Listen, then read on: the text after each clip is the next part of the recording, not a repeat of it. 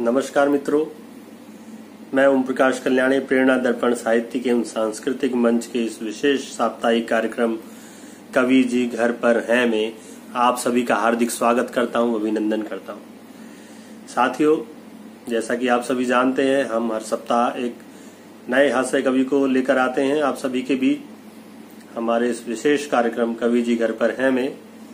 तो आज उसी कड़ी में हमारे साथ हैं कानपुर से आदरणीय कमलेश द्विवेदी जी, हास्य व्यंग्य कवि हैं। पहले वे सरकारी सेवा में थे, आजकल वो स्वतंत्र लेखन करते हैं, एडवोकेट भी हैं और उन्होंने अनेक पुस्तकें लिखी हैं। देश के बहुत ही प्रतिष्ठित मंचों से काव्य पाठ किया है, विदेशों में भी उन्होंने काव्य पाठ किया है। अनेक पत्र पत्रिकाओं में उनकी कविताएं प्रकाशित होती रहती हैं। हास्य व्यंग्य के वो सशक्त हस्ताक्षर माने जाते हैं और बहुत ही शानदार हास्य कविताओं के साथ साथ वो गीत भी लिखते हैं, बाल कविताएं भी लिखते हैं। तो आज हम हास्य के सफर पर चलते हैं आदरणीय कमलेश द्विवेदी जी के साथ। तो वो कोरोना काल में अगर कवि सम्मेलन हो तो उस समय क्या क्या स्थितियां होती हैं, वो अपनी कविताओं के माध्यम से आपको बताएंगे। तो मैं इन पंक्तियों के साथ आदरणीय कमलेश द्विवेदी जी को काव्य पाठ के लिए आवाज देता हूं कि दिल के भीतर दर्द छिपा है, नींद नहीं है रातों में। दिल के भीतर दर्द छिपा है, नींद नहीं है रातों में, फिर भी हंसी ढूंढ लेता हूँ छोटी छोटी बातों में। फिर भी हंसी ढूंढ लेता हूँ छोटी छोटी बातों में, और जाने किन किन तकनीकों में उलझ गया बचपन सारा। जाने किन किन तकनीकों में उलझ गया बचपन सारा। सच में कितना सुख मिलता था तख्ती कलम दवातों में। सच में कितना सुख मिलता था तख्ती कलम दवातों में। दिल के भीतर दर्द छिपा है, नींद नहीं है रातों में, फिर भी हंसी ढूंढ लेता हूँ छोटी छोटी बातों में। आदरणीय कमलेश द्विवेदी जी, आप बहुत ही आदर सम्मान के साथ काव्य पाठ के लिए आमंत्रित हैं हमारे इस विशेष कार्यक्रम कवि जी घर पर हैं में। नमस्कार दोस्तों, मैं कानपुर से हास्य व्यंग्य कवि डॉक्टर कमलेश द्विवेदी आज देश की प्रतिष्ठित साहित्यिक संस्था प्रेरणा दर्पण के आमंत्रण पर आपके समक्ष उपस्थित हूं। विशेष रूप से इस संस्था की अध्यक्ष अंतर्राष्ट्रीय कवयित्री कीर्ति काले जी और इस कार्यक्रम के संचालक एवं संस्था के उपाध्यक्ष ओम प्रकाश कल्याणी जी के आमंत्रण पर हाजिर हूं आपके इस कार्यक्रम कवि जी घर पर हैं। कार्यक्रम का नाम है कवि जी घर पर हैं। अब आप सोच रहे होंगे या लोग सोच रहे होंगे कि कवि जी घर पर कर क्या रहे हैं। कविताएं लिख रहे हैं या कविताएं सुना रहे हैं या घर का काम कर रहे हैं। कवि जी घर पर हैं तो क्या कर रहे हैं। कवि जी केवल यह सोच रहे हैं कि जब ये कोरोना काल नहीं था तो कैसे कवि सम्मेलन होते थे, हम लोग कैसे जाते थे कार्यक्रमों में, कितना आनंद आता था, और आज की स्थितियां क्या हो गई हैं। कवि जी ने एक कल्पना की है कि अगर इस काल में कवि सम्मेलन हो तो वो कवि सम्मेलन कैसे होंगे। आनंद लीजिए इस कविता का, कोरोना काल में कवि सम्मेलन। छोटी सी कविता, आनंद लीजिए। एक कवि ने आयोजक को पटाया। एक कवि ने आयोजक को पटाया, कोरोना काल में कवि सम्मेलन करवाया। एक कवि ने आयोजक को पटाया, कोरोना काल में कवि सम्मेलन करवाया। कोविड नियमों का पूरा पूरा पालन किया गया। कार्यक्रम में कोविड नियमों का पूरा पूरा पालन किया गया। कवियों को स्वागत में सैनिटाइजर और मास्क दिया गया। अंगवस्त्रम और बैज नहीं, कवियों को स्वागत में सैनिटाइजर और मास्क दिया गया। सोशल डिस्टेंसिंग भी पूरी तरह निभाई गई। सोशल डिस्टेंसिंग भी पूरी तरह निभाई गई। कवियों के गले में माला तक 2 राडों की सहायता से पहुंचाई गई। सोशल डिस्टेंसिंग भी पूरी तरह निभाई गई। कवियों के गले में माला भी 2 राडों की सहायता से पहुंचाई गई। यहां तक कि उनकी कुर्सी भी 2-2 मीटर की दूरी पर लगाई गई। कवियों की कुर्सियां, यहां तक कि उनकी कुर्सी भी 2-2 मीटर की दूरी पर लगाई गई। 2-2 मीटर की दूरी पर लगाई गई। लेकिन कवियों की सेल्फी की आदत ने यहां भी बाधा डाली। कवियों की सेल्फी की आदत ने यहां भी बाधा डाली। कवियों ने अपने अपने मास्क हटा दिए और अपनी अपनी कुर्सी थोड़ा थोड़ा नजदीक खिसका ली। कवियों ने मास्क हटा दिए और अपनी अपनी कुर्सी थोड़ा नजदीक खिसका ली, थोड़ा नजदीक खिसका ली। पर आयोजकों ने कार्यक्रम के समापन पर सोशल डिस्टेंसिंग का नियम पूरी तरह निभाया। पर आयोजकों ने कार्यक्रम के समापन पर सोशल डिस्टेंसिंग का नियम पूरी तरह से निभाया। पहले कवि को पेमेंट पकड़ाने के बाद, पहले कवि को पेमेंट का लिफाफा पकड़ाने के बाद उससे ठीक 2 मीटर दूर बैठे हुए कवि को लिफाफा पकड़ाया। पहले कवि को पेमेंट का लिफाफा पकड़ाने के बाद उससे ठीक 2 मीटर दूर बैठे हुए कवि को लिफाफा पकड़ाया। अब जिन्हें पेमेंट नहीं मिला, जिन्हें लिफाफा नहीं मिला, वे पेमेंट ना मिलने का रोना रो रहे हैं। जिन कवियों को लिफाफा नहीं मिला वे पेमेंट ना मिलने का रोना रो रहे हैं। और आयोजक कह रहे हैं कि हमारे कवि सम्मेलन तो, हमारे कार्यक्रम तो सोशल डिस्टेंसिंग के हिसाब से हो रहे हैं, हमारे कार्यक्रम तो सोशल डिस्टेंसिंग के हिसाब से हो रहे हैं। वाह, आदरणीय कमलेश जी, बहुत शानदार कविताएं आपने सुनाई। और कोरोना काल में अगर कवि सम्मेलन हो तो क्या क्या स्थितियां होती है, आपने बहुत ही बखूबी हम सभी के सामने रखा। तो आदरणीय कमलेश जी बहुत ही अच्छे व्यंग भी करते हैं हास्य के साथ साथ। तो हम फिर से एक बार चलते हैं आदरणीय कमलेश द्विवेदी जी के पास और देखते हैं कि उनके पिटारे में अब और क्या क्या चीजें हैं, हास्य व्यंग के पिटारे में और क्या क्या चीजें वो हमारे लिए लेके आए हैं। आदरणीय कमलेश द्विवेदी जी, एक बार फिर से आप आमंत्रित हैं काव्य पाठ के लिए। दोस्तों, कवि जी घर पर हैं, न कहीं आ रहे हैं न जा रहे हैं, 24 घंटे घर में बिता रहे हैं। पत्नी के सामने बैठे हैं, पत्नी उनके सामने बैठी है। दोनों एक दूसरे को देख देख मन ही मन गुस्सा रहे हैं। लेकिन उस गुस्से में भी पत्नी किचन में जाकर खाना बना रही है और पति महोदय मेज पर बैठे हुए अपनी कविताएं बना रहे हैं। कवि महोदय मेज पर बैठे हुए अपनी कविताएं बना रहे हैं। वहीं से 4 पंक्तियां लाकर हम भी आपको सुना रहे हैं। मैंने पत्नी को आवाज दी, प्रिय, मैंने पत्नी को आवाज दी, प्रिय, तुमने मेरी जेब से 100 रुपए तो नहीं लिए, तुमने मेरी जेब से 100 रुपए तो नहीं लिए। पत्नी बोली, घबराइए नहीं, आपकी जेब से 100 का नोट मैंने ही लिया है, आपकी जेब से 100 का नोट मैंने ही लिया है। पर यह बताइए आपने नोट कहां से पार किया है? महीने के आखिरी सप्ताह में, महीने के आखिरी सप्ताह में आपने नोट कहां से पार किया है? क्या आपने ऊपरी कमाई की है? क्या आपने ऊपरी कमाई की है? मैंने कहा, नहीं भगवान, कल सब्जी खरीदनी है इसलिए अपनी घड़ी बेच दी है, कल सब्जी खरीदनी है इसलिए अपनी घड़ी बेच दी है। पत्नी बोली, घड़ी बेच दी है? फिर तो आप परेशान हो जाएंगे, आप तो समय के बहुत पाबंद हैं, समय कैसे देख पाएंगे? घड़ी बेच दी है फिर तो आप परेशान हो जाएंगे, आप तो समय के बहुत पाबंद हैं, समय कैसे देख पाएंगे? मैंने कहा, प्रिय, महंगाई ने जितना खराब समय दिखा दिया है उसके बाद किसी और समय को देखने की आवश्यकता ही क्या है? उसके बाद किसी और समय को देखने की आवश्यकता ही क्या है? उसके बाद किसी और समय को देखने की आवश्यकता ही क्या है? पत्नी किचन में जाती है, पति महोदय के लिए दही बड़े ले आती है। पति महोदय दही बड़े खाते हैं। खाने के बाद उस दही बड़े पर भी एक कविता बनाते हैं। घर में बैठे हैं, कवि जी घर पर हैं और घर पर ही सारा कुछ हो रहा है। देखें, दही बड़े पर कवि की कविता।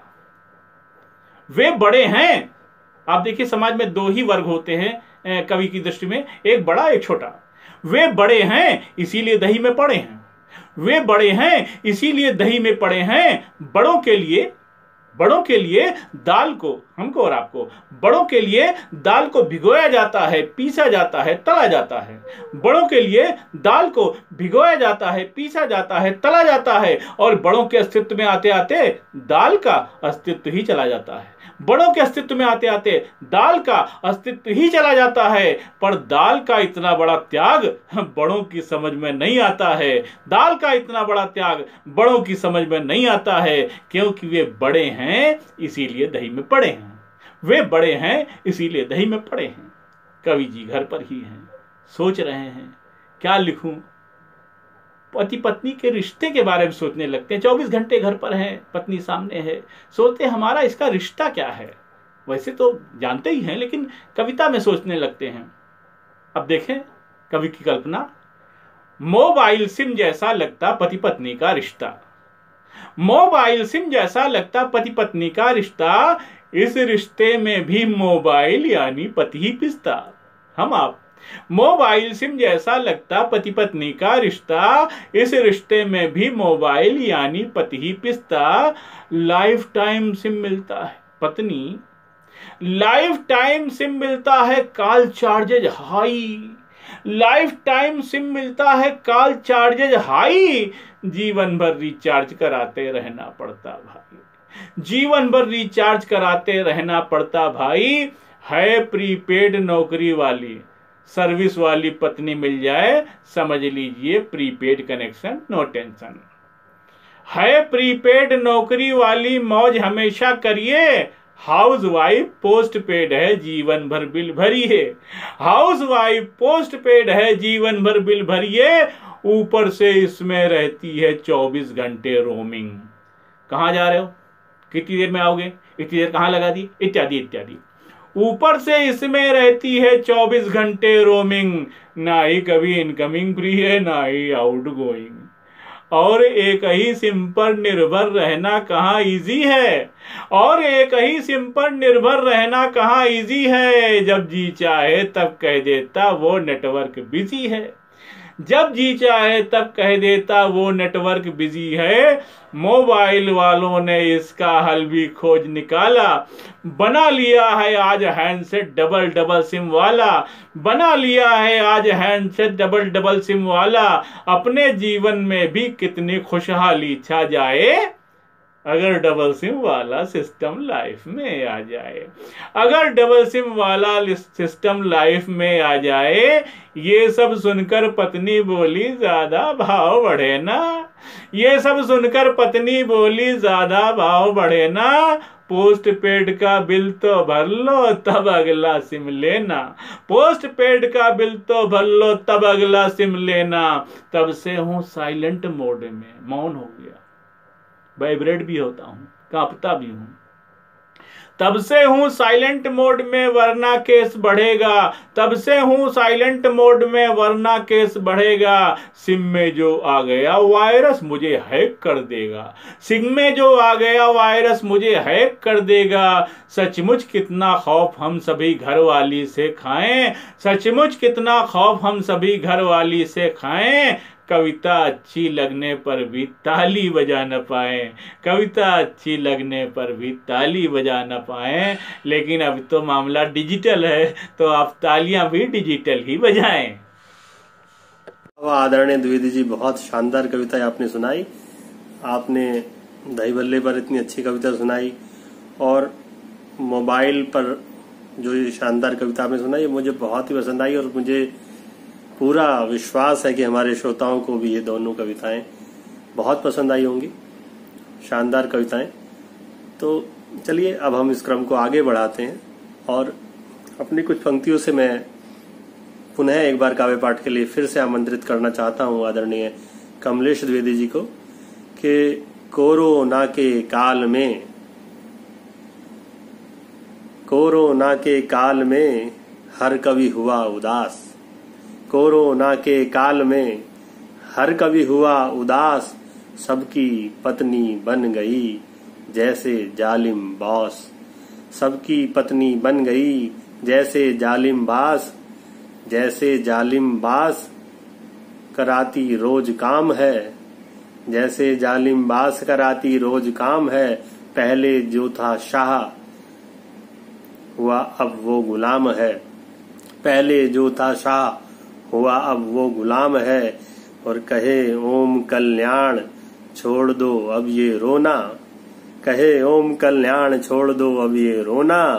और लिखो रोज ही हास भगेगा ये कोरोना, लिखो रोज ही हास बधेगा ये कोरोना, लिखो रोज ही हास भगेगा ये कोरोना। तो इन्हीं शब्दों के साथ मैं एक बार पुनः आमंत्रित करता हूं आदरणीय कमलेश द्विवेदी जी को काव्य पाठ के लिए। दोस्तों, कवि जी घर पर हैं, क्या करें, बाहर निकल नहीं सकते, बाहर कोरोना फैला है। लेकिन सबको कोरोना दिखाई दे रहा है, पर कवि जी घर पर हैं, घर की समस्या किसी को नहीं दिखाई दे रही है। घर में कोरोना है। अब आप सोच रहे होंगे कि कोरोना कौन सी बीमारी है। मित्रों, जब से ये कोरोना आया तब से हर घर में कोरोना आया है। कोरोना भले हर घर में न पहुंचे, ईश्वर करे कभी न पहुंचे, लेकिन ये कोरोना हर घर में पहुंच चुका है। आइए मैं आपको बताता हूं ये कोरोना क्या है। पत्नी बोली अर्धांगिनी हूं तो इंसाफ करो ना। पत्नी बोली अर्धांगिनी हूं तो इंसाफ करो ना। सारा काम कराते मुझसे तुम भी हाफ करो ना। पत्नी बोली अर्धांगिनी हूं तो इंसाफ करो ना। सारा काम करूं मैं घर का, तुम भी हाफ करो ना। सारा काम करूं मैं घर का, तुम भी हाफ करो ना। पहले तुम बाहर रहते थे, जब कोरोना काल नहीं था, पहले तुम बाहर रहते थे, कोई बात नहीं थी। आज यहाँ प्रोग्राम में जा रहे हैं, वहां प्रोग्राम में जा रहे हैं। पहले तुम बाहर रहते थे, कोई बात नहीं थी। अब घर में रहते हो तो फिर बर्तन साफ करो ना। अब घर में रहते हो तो फिर बर्तन साफ करो ना। पत्नी बोली अर्धांगिनी हूं तो इंसाफ करो ना। सारा काम कराते घर का, तुम भी हाफ करो ना। पहले तुम बाहर रहते थे, कोई बात नहीं थी। अब घर में रहते हो तो फिर बर्तन साफ करो ना। अब घर में रहते हो तो फिर बर्तन साफ करो ना। ये है कोरोना।